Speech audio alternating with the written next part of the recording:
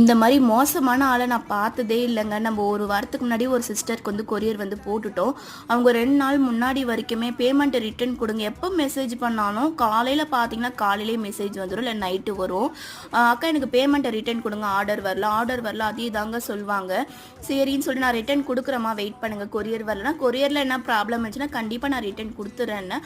ஆர்டரே வரலக்கான்னாங்க. சரின்னு சொல்லிட்டு நம்ம ஸ்லிப் எதுல இருக்குன்னு தெரியல. 400 கொரியர் கிட்ட போட்டிருக்கோம். எந்த கொரியர் ஆஃபீஸ்ல போட்டிருக்கணும்னு தெரியல.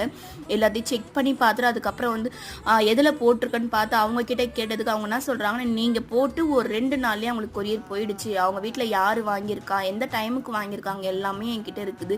அவங்க எனக்கு வாட்ஸ்அப்பில் அமுச்சு விட்டாங்க. அதை பார்த்தா அவங்க நேம் ஏதோ முகமதோ என்னமோ இருந்துச்சு. அவங்களுக்கு அதை அனுப்புனா, ஆமாக்கா எங்கள் ஹஸ்பண்ட் தாங்க வாங்கியிருக்காங்க, அவர் எடுத்துகிட்டு வந்தாங்க, அது உங்கள் கேக்கு தான், நீங்கள் தான் கொரியர் போட்டிங்களான்னு சொல்லிட்டு கேட்குறாங்க. எனக்கு ரொம்பவே கஷ்டமாச்சு. உண்மையாக ரியலாக சொல்லப்போனால் இந்த மாதிரி ஆளுங்கள்லாம் இருக்காங்க இந்த உலகத்தில்.